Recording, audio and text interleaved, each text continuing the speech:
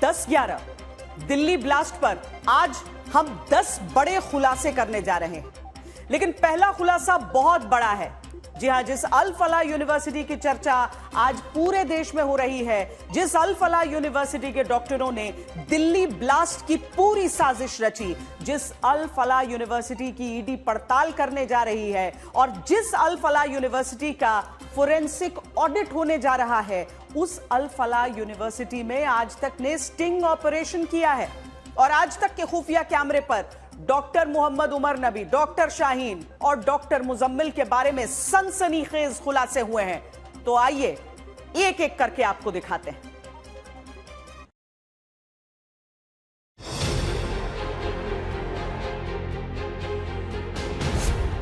अल फलाह university का पहला sting operation.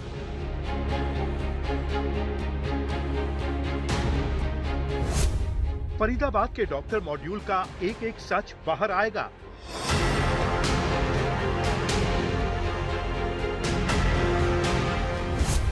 Doctor Shaheen Saeed पर अब तक का सबसे बड़ा खुलासा।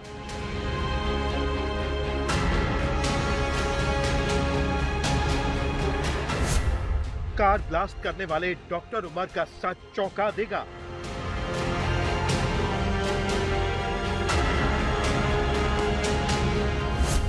विस्फोटक सामग्री जुटाने वाले डॉक्टर मुजम्मिल पर सनसनीखेज खुलासा।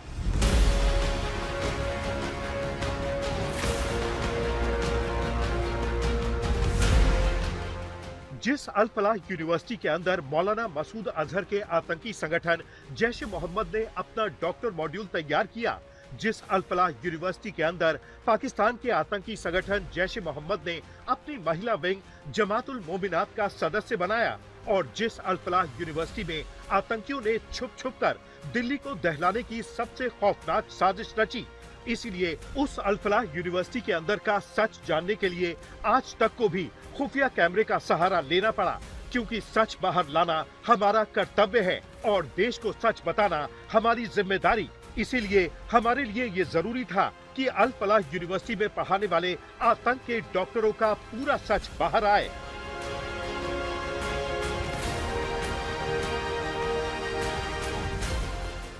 जैसे ही आज तक का खुफिया कैमरा अल फलाह यूनिवर्सिटी तक पहुंचता है और खुफिया कैमरे पर MBBS के छात्र बोलना शुरू करते हैं, तो पहले खुलासा कार ब्लास्ट के साथ खुद को उड़ाने वाले डॉक्टर उमर पर ही होता है। जी हां, डॉक्टर उमर ने अपनी क्लास में तालिबान मॉडल लागू कर रखा था। डॉक्टर उमर की क्लास में लड़के और लड़कियों को एक साथ बैठने की इजाजत नहीं थी। तो सुनिए। डॉक्टर उमर हमारे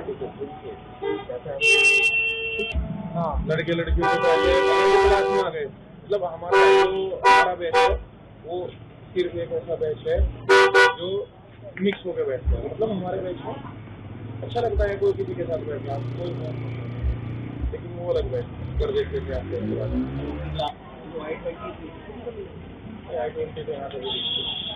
उमर साथ नहीं रहते थे।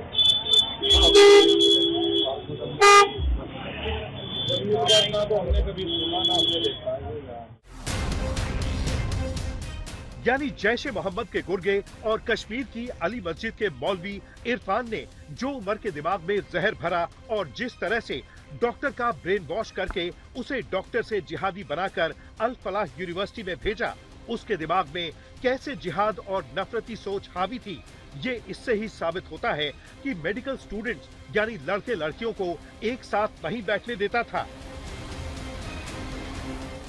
इसके बाद आज तक की टीम बिना अपनी पहचान बताए खुफिया कैमरे के साथ अल फलाह यूनिवर्सिटी के एक और छात्र से बात करती है और इस बातचीत में आज तक के खुफिया कैमरे पर डॉक्टर शाहीन सईद के बारे में खुलासा होता है।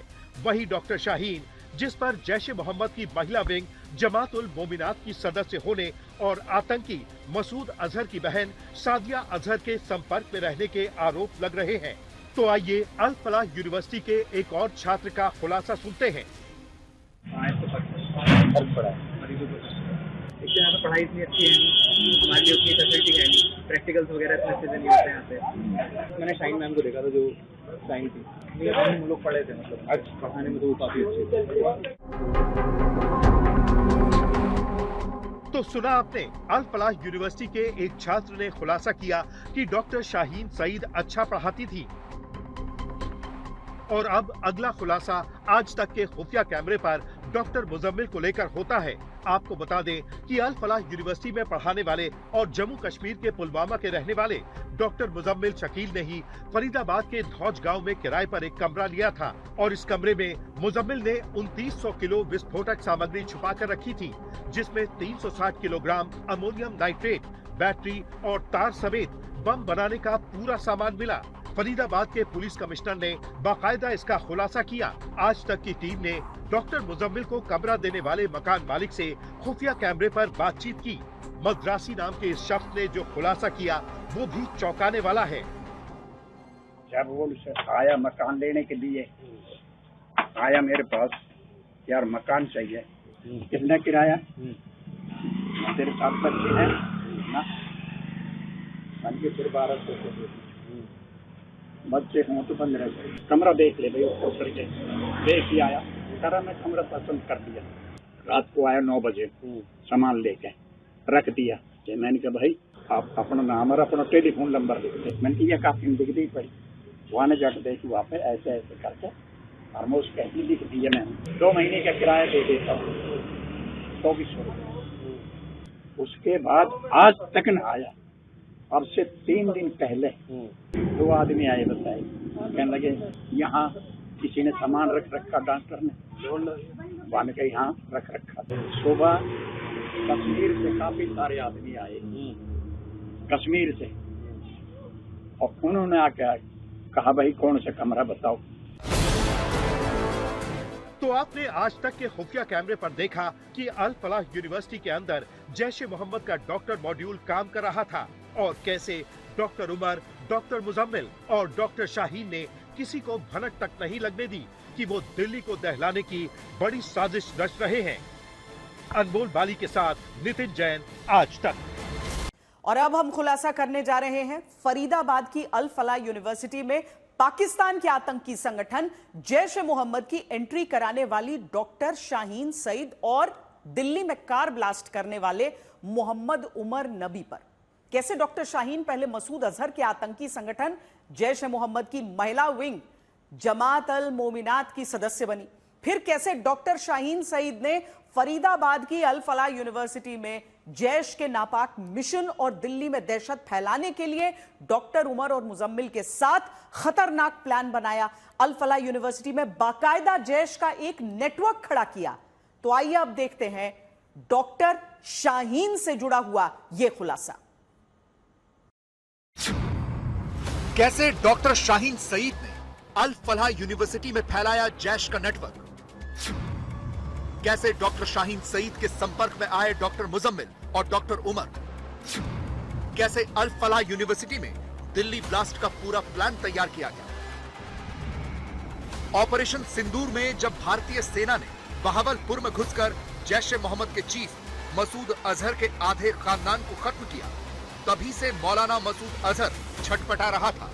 भारतीय सेना के इस ऑपरेशन में मसूद अजहर का बहनोई और सादिया अजहर का पति मारा गया। उसके बाद मसूद अजहर जैश ए मोहम्मद की महिला विंग जमातुल मोमिनात का गठन करता है। इस दौरान मसूद अजहर महिलाओं के बीच रो रो कर तकरीर करता है, उन्हें जिहाद के लिए भड़काता है, उन्हें जन्नत में जाने की बातें करके जमातुल मोमिनात में शामिल करता है। आज तक के पास मसूद अजहर का ऑडियो भी है, आइए सबसे पहले आपको वो सुनवाते हैं। तो सुना आपने, मौलाना मसूद अजहर ने अपनी बहन सादिया अजहर को जैश ए मोहम्मद की महिला विंग जमातुल मोमिनात का चीफ बनाया। दूसरी बहन उम्मे मसूद और बहू अफीरा फारूक को भी जिहाद वाली महिलाओं के इस जमात में शामिल किया। जमातुल मोमिनात बनने के बाद उसमें अलग अलग जगहों पर महिलाओं की भर्तियों का काम शुरू होता है। इसके लिए ऑनलाइन क्लास के जरिए भर्ती अभियान चलाया जाता है।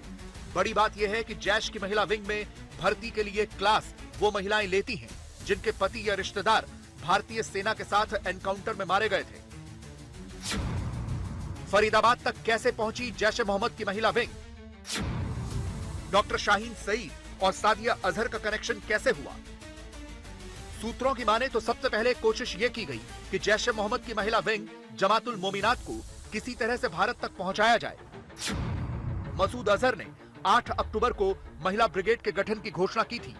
19 अक्टूबर को दुख्तराने इस्लाम में एक कार्यक्रम आयोजित किया गया।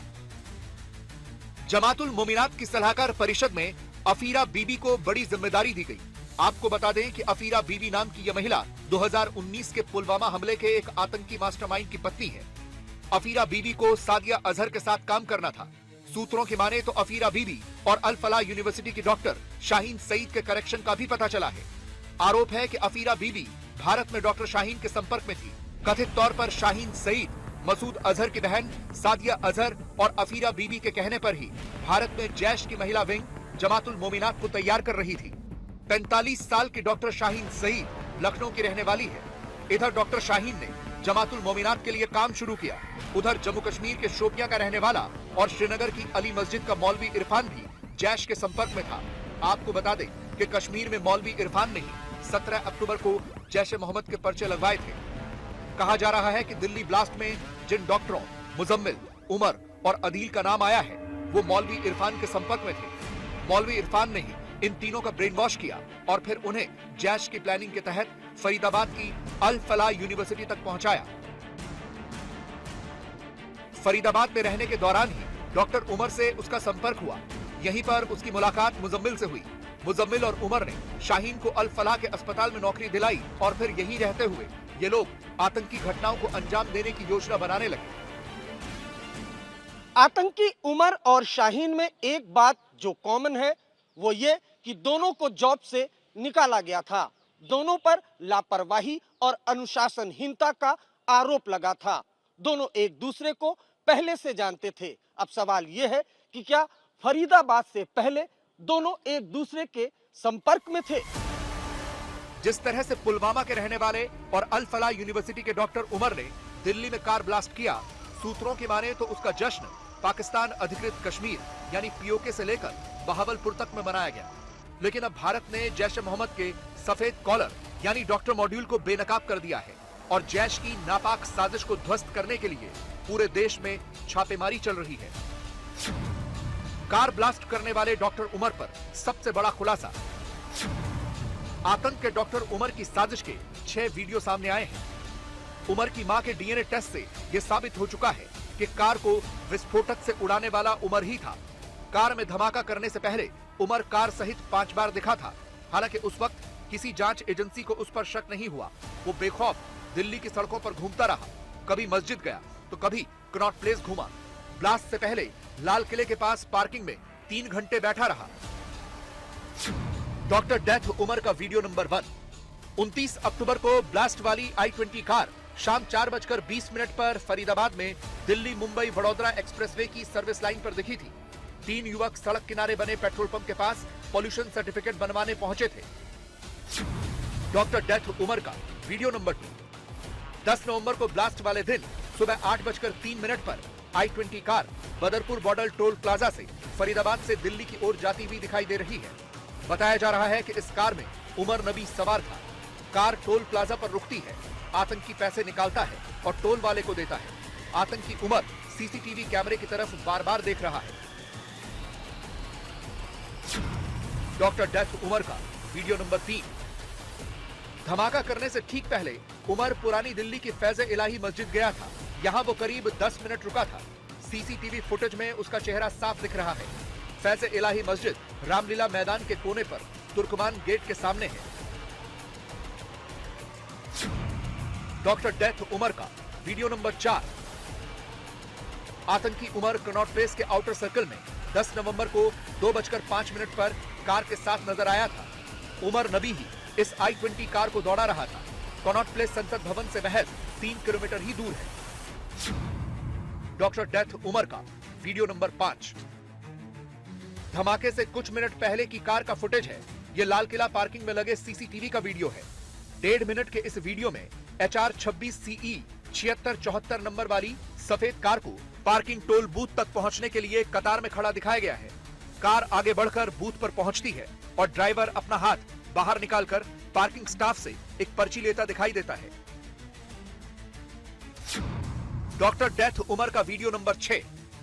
दिल्ली लाल किला ब्लास्ट का सबसे क्लोज सीसीटीवी फुटेज है। 10 सेकंड के वीडियो में नजर आ रहा है कि लाल किला मेट्रो स्टेशन के सिग्नल पर 20 से ज्यादा गाड़ियां खड़ी हैं। शाम करीब 6:51 पर सिग्नल ग्रीन हुआ। जैसे ही गाड़ियां आगे बढ़ी, I-20 कार में ब्लास्ट हो गया। आज तक ब्यूरो। दिल्ली ब्लास्ट पर 10 बड़े खुलासे हम आपको दिखा रहे हैं। दिल्ली ब्लास्ट को लेकर एक सनसनीखेज खुलासा अल फलाह यूनिवर्सिटी से बरामद हुई डॉक्टर उमर और डॉक्टर मुजम्मिल की डायरी से हुआ है। सर्च ऑपरेशन के दौरान उमर और मुजम्मिल के कमरे से जांच टीम को 2 डायरी मिली। डायरी के एक एक पन्ने में आतंक की खौफनाक प्लानिंग की हर बात दर्ज है।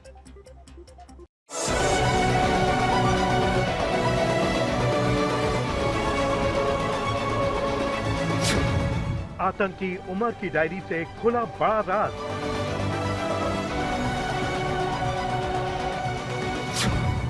आतंकी मुजम्मिल की डायरी में सीक्रेट प्लान।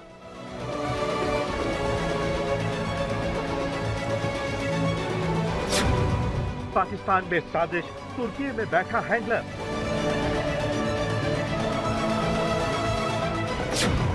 सीरियल ब्लास्ट की रची गई थी बड़ी साजिश।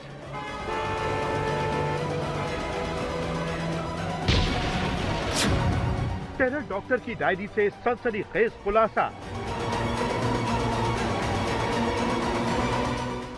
डॉक्टर मुजम्मिल साजिश को अंजाम देता उससे पहले ही जांच एजेंसियों के हाथ पे चढ़ गया, लेकिन फरीदाबाद टेरर मॉड्यूल के अहम मेंबर डॉक्टर उमर के गिरेबान तक जांच एजेंसियों के हाथ पहुंचते उससे पहले ही दिल्ली में फिदायीन हमले को अंजाम दे दिया गया।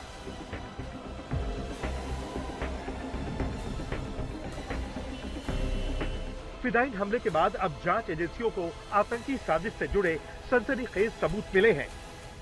आतंक के ठिकाने से जांच एजेंसियों को डॉक्टर मुजम्मिल और डॉक्टर उमर की डायरी मिली। एक ऐसी ही डायरी उस ठिकाने से बरामद हुई है जहां 360 किलो विस्फोटक बरामद हुए थे। आतंक के डॉक्टरों की डायरी के पन्नों में सीरियल धमाकों के षड्यंत्र से जुड़े सबूत मिले हैं। ऐसे ही डॉक्टर उमर और डॉक्टर मुजम्मिल के तुर्की कनेक्शन का खुलासा हुआ है। दिल्ली कार ब्लास्ट के कई महीनों पहले तुर्की का दौरा किया था। जांच एजेंसियों को मिली जानकारी के मुताबिक तुर्की में उमर और मुजम्मिल की हैंडलर के साथ मीटिंग हुई थी। यानी फरीदाबाद टेरर मॉड्यूल के तार पाकिस्तान और तुर्की से जुड़ रहे हैं और प्लानिंग देश के कई हिस्सों में फिदायीन हमलों की थी।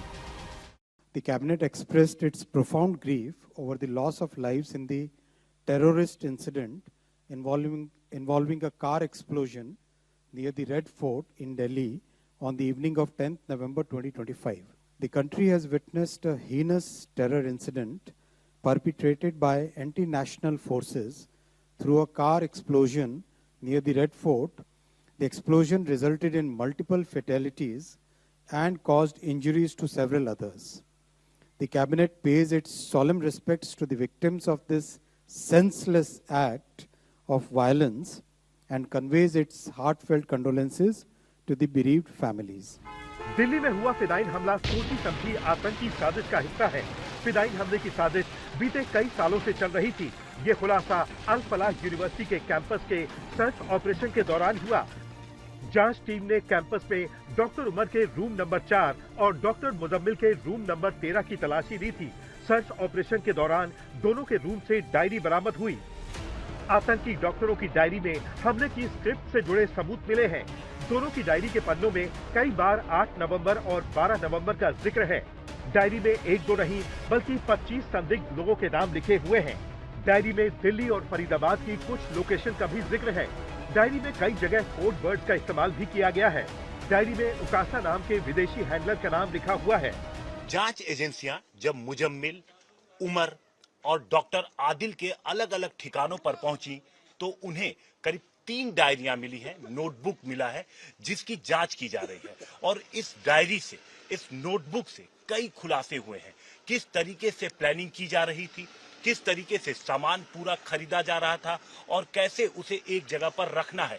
इतना ही नहीं, इन डायरियों के अंदर कोडवर्ड में भी काफी सारी चीजें लिखी हुई हैं जो पूछताछ में क्लियर की जा रही है। लगातार मुजम्मिल से और इसके अलावा आदिल से पुलिस की टीम और तमाम एजेंसियां पूछताछ कर रही हैं ताकि साजिश का पूरा सच सामने आ सके। जांच एजेंसियां अब उमर और मुजम्मिल की डायरी को डिकोड करने में जुट गई हैं। उमर फिदायीन हमले में पहले ही मारा जा चुका है, लेकिन डायरी का सच उगलवाने के लिए जांच टीम अब डॉक्टर मुजम्मिल से पूछताछ कर रही है। बड़ी बात यह है कि डायरी की हैंडराइटिंग उमर और मुजम्मिल से मैच हो चुकी है, यानी डायरी में जो लिखा है उसे खुद उमर और मुजम्मिल ने लिखा है। अब जांच एजेंसियों का पूरा फोकस विदेशी हैंडलर उकासा पर टिका हुआ है। दरअसल डॉक्टर उमर लगातार एक हैंडलर के संपर्क में था। जांच एजेंसियों को शक है कि ये हैंडलर का कोड नेम है। सूत्रों के मुताबिक हैंडलर उकासा की लोकेशन तुर्की की राजधानी अंकारा में है। आतंकी उमर और फरीदाबाद टेरर मॉड्यूल से जुड़े दूसरे आतंकी सेशन ऐप के जरिए लगातार हैंडलर के संपर्क में थे। मार्च 2022 में उमर और उसके टेरर नेटवर्क से जुड़े कुछ लोग अंकारा गए थे। अंकारा में ही हैंडलर उकासा से फरीदाबाद टेरर मॉड्यूल से जुड़े आतंकियों की मुलाकात हुई थी। एजेंसियों को शक है कि इसी दौरान हैंडलर ने आतंकी हमले का ब्लूप्रिंट डॉक्टर उमर को सौंपा था। गिरफ्तार आतंकियों के इलेक्ट्रॉनिक डिवाइस को खंगालने पर जांच एजेंसियों के सामने बड़ा खुलासा हुआ। खुलासा ये कि सेशन ऐप के जरिए ये अपने हैंडलर से लगातार संपर्क में थे। इनका हैंडलर अंकारा में बैठा हुआ था। उसका नाम अबू उकासा था। अबू उकासा सोशल मीडिया के जरिए इनका ब्रेन वॉश करता था। तुर्की यात्रा के दौरान ये बेहद कट्टर हो गए थे और भारत लौटने पर इन्होंने जैश का एक नया मॉड्यूल तैयार किया था। शुरुआती जांच में पता चला है कि हैंडलर उकासा फरीदाबाद टेरर मॉड्यूल और आतंकी संगठन जैश ए मोहम्मद के बीच कड़ी का काम कर रहा था। हैंडलर उकासा ने ही तुर्की में फरीदाबाद टेरर मॉड्यूल के आतंकियों की मीटिंग जैश ए मोहम्मद और अंसार गजवत उल हिंद के लोगों के साथ करवाई थी। प्लान कार में विस्फोटक भरकर दिल्ली समेत देश के दूसरे हिस्सों में फिदाई हमलों का था। जांच एजेंसियों को चकमा देने के लिए बड़े शातिराना अंदाज में आतंकियों ने खास ऐप का इस्तेमाल किया। ऐप के जरिए ही फरीदाबाद टेरर मॉड्यूल के आतंकी तुर्की में बैठे हैंडलर उकासा के संपर्क में थे। जब कोई शख्स ए शख्स बी को अपना कोई मैसेज सेशन ऐप से भेज रहा है, सबसे जो अंतर आता है वो ये है कि सेशन ऐप के लिए किसी फ़ोन नंबर, किसी मेल आईडी की ज़रूरत नहीं पड़ती है। दूसरा जो सबसे बड़ा अंतर है, कोई सेंट्रलाइज सर्वर नहीं होता है। सर्वर ए, सर्वर बी, सर्वर सी ये डिस्ट्रीब्यूटेड होता है, जिसे कोई एक कंपनी नहीं चला रही होती है। कल को कोई पुलिस एजेंसी कहीं रेड मारे, उसे कोई मैसेज या कोई सर्वर नहीं मिलेगा। ये एक डिस्ट्रीब्यूटेड प्लेटफॉर्म होता है जिसका कोई एक स्वामित्व नहीं होता है। सबसे बड़ा अंतर सेशन के लिए ये कि किसी भी आइडेंटिटी प्रूफ, कोई मेल आईडी, कोई फ़ोन नंबर की ज़रूरत नहीं होती है। स्विट्ज़रलैंड की एक फाउंडेशन है, वो सेशन को चलाती है। ब्लॉकचेन टेक्नोलॉजी पे चलता है। ज़्यादातर इसका इस्तेमाल ऐसे लोग करते हैं जो क्रिप्टो के बिजनेस में होते हैं, अपनी आइडेंटिटी को बचाते हैं। कुछ लीगल, कुछ गैर कानूनी काम भी करते हैं। सबसे बड़ा अंतर ये, कोई सेंट्रल सर्वर नहीं होता है। कोई भी लॉ इन्फोर्समेंट चाह कर भी किसी भी तरह के फुटप्रिंट्स को, डिजिटल फुटप्रिंट्स को निकाल नहीं सकती है। दिल्ली में हुए आतंकी हमले में तुर्की की जमीन इस्तेमाल की गई, लेकिन तुर्की की तरफ से आई सफाई में यही दावा किया गया है कि दिल्ली कार ब्लास्ट से उनका कोई कनेक्शन नहीं है। दिल्ली से हिमांशु मिश्रा के साथ अरविंद ओझा, आज तक। बात अल फलाह यूनिवर्सिटी के संस्थापक और चांसलर जवाद अहमद सिद्दीकी की। अल फलाह यूनिवर्सिटी की फंडिंग की जांच का जिम्मा ईडी को सौंपा जा चुका है। ईडी अब यह जांच करेगी कि चंद सालों में जवाद अहमद ने इतना बड़ा साम्राज्य कैसे खड़ा कर दिया, कैसे जामिया यूनिवर्सिटी में शिक्षक रहे जवाद आज कई कॉलेज और यूनिवर्सिटी के मालिक बन गए, कैसे 3 साल तक चीटिंग के केस में तिहाड़ जेल में कैद रहे जवाद ने अल फलाह ग्रुप ऑफ कंपनीज को खड़ा कर दिया।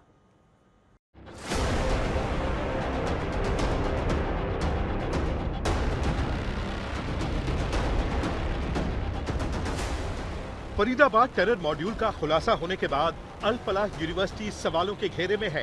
यूनिवर्सिटी में पढ़ाने वाले डॉक्टर दिल्ली कार ब्लास्ट की साजिश के आरोपी हैं, तो यूनिवर्सिटी में पढ़ाने वाला डॉक्टर उमर फिदायीन निकला। अब अल फलाह यूनिवर्सिटी के मालिक जांच एजेंसियों के रडार पर हैं। गृह मंत्री अमित शाह के निर्देश के बाद अब अल फलाह यूनिवर्सिटी और उससे जुड़े डॉक्टरों की फाइनेंशियल इन्वेस्टिगेशन ईडी और दूसरी एजेंसियां करेंगी। टेरर फाइनेंसिंग की जांच एनआईए के हवाले होगी, जबकि अल फलाह यूनिवर्सिटी का फोरेंसिक ऑडिट भी एजेंसियों की ओर से कराया जाएगा। किसी भी आतंकी संगठन का सबसे बड़ा ऑक्सीजन होता है पैसा। अगर पैसा रोक दिया जाए तो आतंकी संगठन की कमर अपने आप टूट जाती है, और पैसे के जरिए ही पता चलता है कि इन आतंकी संगठनों के आका कहां पर बैठे हुए हैं। इसीलिए अब दिल्ली धमाकों की जांच की जिम्मेदारी ईडी को भी दी गई, यानी कि एनआईए जहां पर क्रिमिनल कॉन्स्पिरेसी और आतंकी गतिविधियों की जांच करेगी, तो वहीं ईडी अब ये जांच करेगी कि आखिरकार इन आतंकियों को और आतंकी संगठनों को पैसा कहां से आ रहा था। और इसी में सबसे अहम कड़ी जो है वो अल फलाह यूनिवर्सिटी को लेके होगी, क्योंकि जो जानकारी हमें मिल रही है उसके मुताबिक जो भी आतंकी डॉक्टर मुजम्मिल, डॉक्टर उमर मोहम्मद, ये सारे अल फलाह यूनिवर्सिटी से जुड़े हुए थे। तो इनके पास में पैसे कहां से आ रहे थे, कौन इन्हें पैसे दे रहा था, और साथ ही साथ अल फलाह यूनिवर्सिटी को जो पैसे डोनेशन के रूप में आ रहे थे, क्या वो सही तरीके से इस्तेमाल हो रहे थे या नहीं हो रहे थे। अब ईडी इन सारे मामलों की जांच करेगा। इसी बीच हरियाणा पुलिस दिल्ली के ओखला स्थित अल फलाह यूनिवर्सिटी के हेडक्वार्टर पहुंची, जहां से डॉक्टर मुजम्मिल, शाहीन और उमर से जुड़े दस्तावेज और जानकारी हासिल की। बड़ी बात यह है कि यूनिवर्सिटी ने अपनी वेबसाइट को अस्थायी रूप से बंद कर दिया है, यानी अब जांच सिर्फ आतंकी साजिश तक सीमित नहीं है, बल्कि पूरे फंडिंग नेटवर्क और यूनिवर्सिटी की फाइनेंशियल गतिविधियों पर शिकंजा कसने की तैयारी है, क्योंकि अल फलाह यूनिवर्सिटी के संस्थापक जवाद अहमद सिद्दीकी सवालों के घेरे में हैं। सवाल यही है कि सिद्दीकी किसी जमाने में एक कॉलेज के मालिक थे, लेकिन चंद सालों में 78 एकड़ में फैली अल फलाह यूनिवर्सिटी के संस्थापक बन गए। बड़ी बात यह है कि जवाद अहमद के खिलाफ करोड़ों की धोखाधड़ी का मामला दर्ज है। फ्रॉड के मामले में 3 साल तिहाड़ की सलाखों के पीछे बीते। ऐसा पहली बार नहीं है कि अल फलाह के फाउंडर जावेद अहमद सिद्दीकी पुलिस की जांच के घेरे में आए हैं। साल 2000 में भी दिल्ली पुलिस ने एक एफआईआर दर्ज की थी। आरोपों के मुताबिक जावेद अहमद सिद्दीकी अपने भाई के साथ मिलकर एक हलाल स्कीम चला रहे थे, जिसमें उन्होंने लोगों से 7.5 करोड़ रुपए जमा कराए, लेकिन जब पैसे देने की बात आई तो वो पैसे देने से मुकर गए, जिसके बाद दिल्ली पुलिस की न्यू फ्रेंड्स कॉलोनी पुलिस ने उनके ऊपर एफआईआर दर्ज की। और उसके बाद मामले की जांच जब आगे बढ़ी तो पता चला कि दरअसल ये जो पूरा स्कीम था, हलाल स्कीम, ये एक चिट फंड स्कीम था, जिसमें लोगों के साथ में धोखा किया गया था। जानकारी के मुताबिक जवाद के रिश्ते 9 कंपनियों से हैं। सभी कंपनियां अल फलाह चैरिटेबल ट्रस्ट से जुड़ी हुई हैं। ये वही ट्रस्ट है जो अल फलाह यूनिवर्सिटी को ऑपरेट करती है। दस्तावेज बताते हैं कि सभी कंपनियां दिल्ली के जामिया नगर ओखला में अल फलाह हाउस पर रजिस्टर्ड हैं, जो अल फलाह का दफ्तर है। सभी 9 कंपनियां 2019 तक एक्टिव थी। अब सवाल यही है कि अल फलाह यूनिवर्सिटी के संस्थापक जवाद अहमद कौन हैं? अल फलाह यूनिवर्सिटी के संस्थापक जवाद अहमद सिद्दीकी इंदौर से सटे महू के रहने वाले हैं। इंदौर की देवी अहिल्याबाई यूनिवर्सिटी से जवाद अहमद सिद्दीकी ने बीटेक की पढ़ाई की है। 1993 में दिल्ली की जामिया यूनिवर्सिटी में मैकेनिकल इंजीनियर के लेक्चरर बने। छोटे भाई के साथ मिलकर कई कंपनियां खोली, जिनमें एक अल फलाह इन्वेस्टमेंट लिमिटेड भी थी। अल फलाह इन्वेस्टमेंट कंपनी के जरिए लोगों का पैसा अपनी कंपनी में इन्वेस्ट करवाया। 2000 में जवाद अहमद के खिलाफ दिल्ली में फर्जीवाड़े का मामला दर्ज हुआ। मामला दर्ज होने के बाद दिल्ली पुलिस की क्राइम ब्रांच ने जवाद अहमद को गिरफ्तार किया। 3 साल तक अपने भाई के साथ जवाद अहमद दिल्ली की तिहाड़ जेल में रहा। दिल्ली हाई कोर्ट ने भी जवाद अहमद की बेल को रिजेक्ट कर दिया था। कोर्ट ने माना था कि जवाद अहमद ने फर्जी दस्तखत के जरिए धोखाधड़ी की थी। साल 2004 में जवाद अहमद सिद्दीकी को आखिरकार जमानत मिल गई। पीड़ितों का पैसा लौटाने के बाद जवाद अहमद के खिलाफ दर्ज केस खत्म हुआ। इससे पहले इंदौर में भी चिट फंड कंपनी के जरिए धोखाधड़ी के आरोप लगे थे। जवाद और उनके भाई हमूद पर 90 करोड़ की ठगी का आरोप था। दोनों भाई 90 करोड़ हड़पने के बाद इंदौर से फरार हो गए थे। हम इस वक्त खड़े हैं महू के कायस्थ मोहल्ला इसको बोलते हैं, और ये जो बिल्डिंग आप देख रहे हैं मेरे पीछे, तकरीबन 25 साल पहले जावेद अहमद सिद्दीकी जो है उनका ये घर हुआ करता था। और उनके पिताजी जो थे वो शहर के काजी थे, तो उनका शहर में बड़ा बोलबाला था। इसी बात को मद्देनजर रखते हुए दोनों भाइयों ने चिट फंड कंपनी चालू की थी। उस चिट फंड कंपनी में सैकड़ों लोगों से करीबन करोड़ रुपए की तादाद है। जो पता चल रहा है वो ये है कि तकरीबन 50 से 60 करोड़ रुपए उस समय 25 साल पहले 40% ब्याज की तरफ से लोगों से वसूले गए थे, और ये कहा गया था कि हम आपको पैसा दुगना कर देंगे। और इसमें ऐसे बहुत सारे लोग थे जिसमें घर में काम करने वाले मजदूर थे, जो पोछा लगाने वाली बाइयां थी या खाना बनाने वाली बाइयां थी। इस तरह के जो गरीब लोग हैं उनसे भी पैसा लिया गया था। घर में था, बेन बर्तन मानती, कपड़े धोती है, और वो रजिस्ट्रेशन सॉल्यूशन में 100 रुपया 200 रुपया इकट्ठा भी रखा था हम लोगों ने कि भाई ये भी रख दो। तो ये कहते थे कि हम लोगों को अपना मुनाफा तुम्हें 40% देंगे, 1 लाख पे 40% देंगे। कितना रुपए था आपके परिवार का पेंशन का और सब मिला के? परिवार पेंशन वेंशन मिला के मेरे बाप के 4.5 लाख रुपए रिटायरमेंट का पैसा था। मिलिट्री के अंदर MCT में ड्राइवर थे। दिल्ली ब्लास्ट की जांच कर रही एजेंसियों के सामने कई बड़ी चुनौतियां हैं। अभी तक फरीदाबाद टेरर मॉड्यूल से जुड़ी 4 कारें बरामद हुई हैं, लेकिन 6 से ज्यादा कारों की तलाश है। ठीक ऐसे ही आतंक के एक गोदाम तक सुरक्षा एजेंसियां पहुंची हैं, जबकि अंदेशा यही है कि दिल्ली और उत्तर प्रदेश में भी फरीदाबाद टेरर मॉड्यूल से जुड़े आतंकियों ने आतंक के गोदाम बना रखे थे।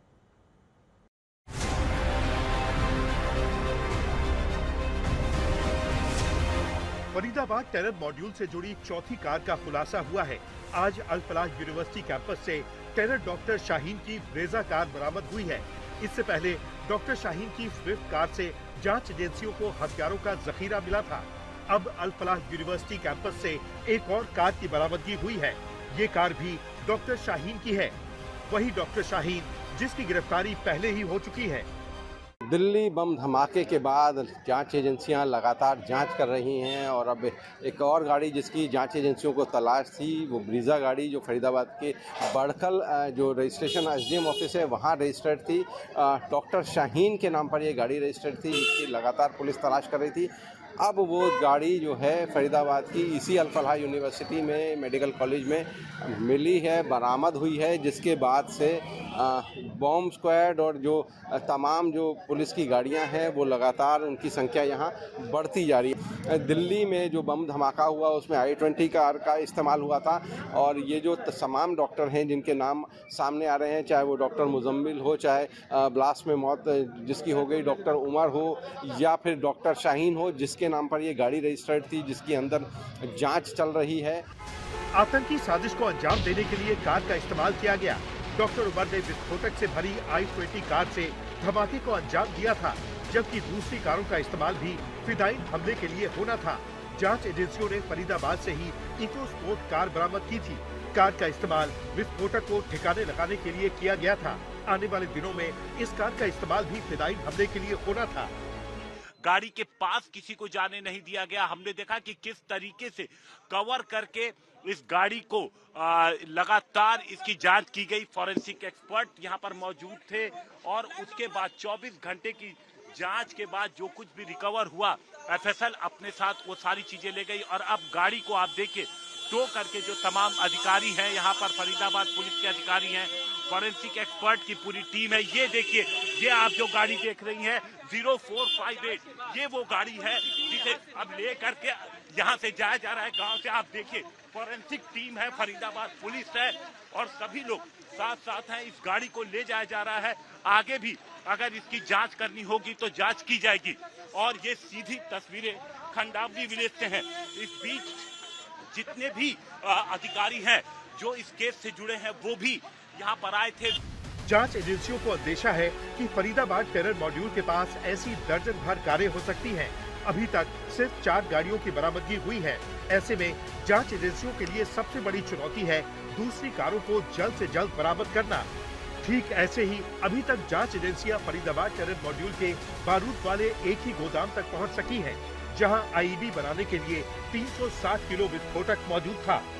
एक कैननकॉप असॉल्ट राइफल है विद 1 कैननकॉप assault rifle with 3 magazines and 83 live rounds, एक pistol with 8 live rounds, 2 empty cartridges, 2 additional magazines, इसके अलावा 8 बड़े सूटकेसेस हैं, 4 छोटे सूटकेसेस हैं, प्लस एक बकेट, जिनसे अप्रोक्सीमेटली 360 kg जो है इनफ्लेमेबल मटेरियल बरामद हुआ है, जो कि सस्पेक्टेड अमोनियम नाइट्रेट है।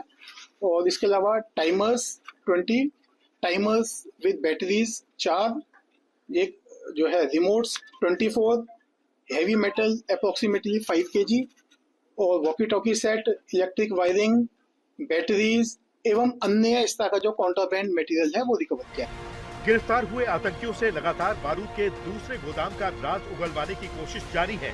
संभव है कि दिल्ली और उत्तर प्रदेश में आतंकी ब्रिगेड ने भारी मात्रा में विस्फोटक जमा करके रखे हों, क्योंकि प्लान दिल्ली और देश के दूसरे इलाकों में सीरियल ब्लास्ट को अंजाम देने का था। ऐसे में जांच एजेंसियां लगातार छापेमारी कर रही हैं। मकसद यही है कि आतंकी हमले के लिए इस्तेमाल होने वाली कार और विस्फोटक के गोदाम तक जल्द से जल्द पहुंचा जा सके। आज तक ब्यूरो।